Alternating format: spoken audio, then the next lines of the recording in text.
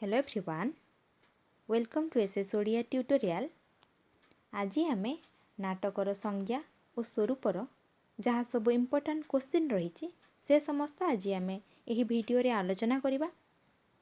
प्रथम प्रश्न हेउची काव्यर विभिन्न विभाग मध्यरे केउ विभागटी रमणीय?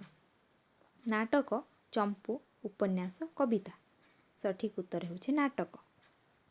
संस्कृत साहित्य रे काव्य को केते भागरे विभागीकरण करा जाइछि? 2 भाग, 3 भाग, 4 भाग, 5 भाग। सठिक उत्तर हेउछि 2 भाग।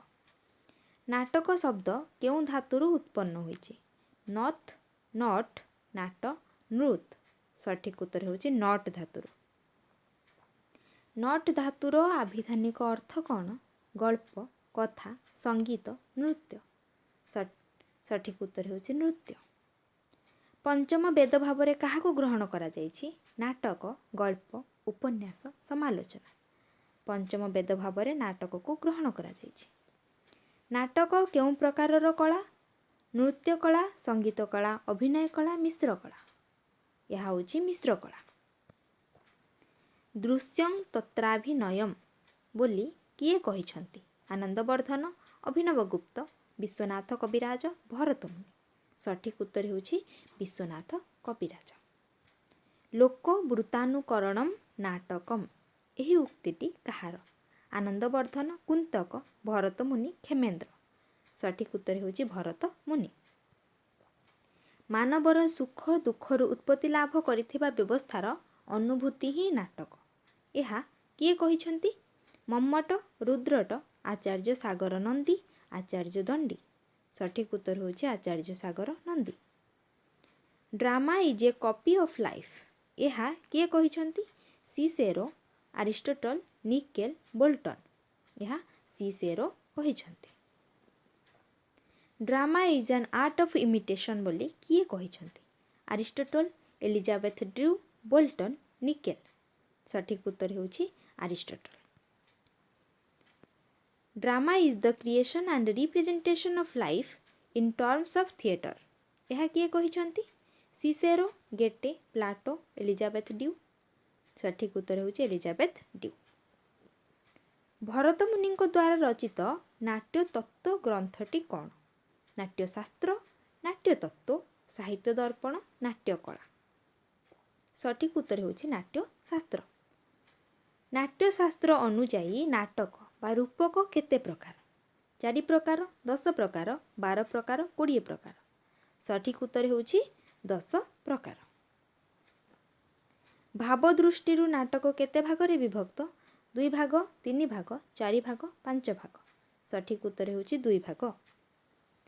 नाटकीय कथावस्तु केतोटी स्तर देई गति करिथाय? 3टी, 4टी, 5टी, 8टी। सठिक उत्तर होछि 5टी। नाटकर केतोटी ऐक्य रहिछि? 2टी, 3टी, 4टी, 5टी। सठिक उत्तर होछि 3टी। नाटकरे साधारणतः केतोटी अंक रही थाए? 4टी, 5टी, 12टी, 18टी। सठिक उत्तर होछि 5टी अंक रही थाए। 5टी अंकरू अधिक अंक थिबा नाटक को कौन कहा जाए? प्रतिनाटक, सहनाटक, मुख्य नाटक, महानाटक। सठिक उत्तर होछि महानाटक। साहित्य दर्पण रे दृश्य काव्य भाव रे काहाकू ग्रहण करा जाइछि? गल्प, उपन्यास, काव्य, नाटक। सठिक उत्तर होछि नाटक को ग्रहण करा जाइछि। मुख, प्रतिमुख, गर्भ, विमर्श और निर्वहन यही 5 गोटी को नाटकर कौन कहा जाए? पंचतत्व, पंचावस्था, पंचसंधि, पंचसखा। सठिक उत्तर होछि पंचसंधि। आरंभ, प्रयत्न, प्राप्त्याशा, नियताप्ति, फलागम यही गुड़ी को नाटकर कौन कहा जाए? पंचसंधि, पंचतत्व, पंचावस्था, पंच उपादान। पंचावस्था बोली कहा जाए। अरिस्टोटल नाटकर अंग को केते भागरे विभक्त करिसंती? 4 भाग, 5 भाग, 6 भाग, 7 भाग। सठिक उत्तर होछि 6 भाग।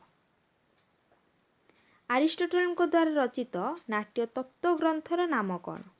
Poetics, Natyashastra, categorise, रेटारिक। सठिक उत्तर होछि पोएटिक्स। भरतंक नाट्यशास्त्र रे केते प्रकार मंचर उल्लेख अछि? 4 प्रकार 3 प्रकार 8 प्रकार 5 प्रकार। सठिक उत्तर होची 3 प्रकार। नाटकीय गठन कला केते भागरे विभक्त? 2 भाग 3 भाग 4 भाग 5 भाग। सठिक उत्तर होची 2 भाग। संस्कृत रे नाटक को कौन कहा जाए? शैली, संगीत, रूपक, अभिनय। संस्कृत रे नाटक को रूपक कहा जाए। नाटक को पंचम वेद बोली किए कहिसंती? ब्रह्मा, राम, विष्णु, महेश्वर। सठिक उत्तर होची ब्रह्मा। नाट्यश्लेष केते प्रकार? 2 प्रकार 3 प्रकार 4 प्रकार 5 प्रकार। नाट्यश्लेष होची 2 प्रकार।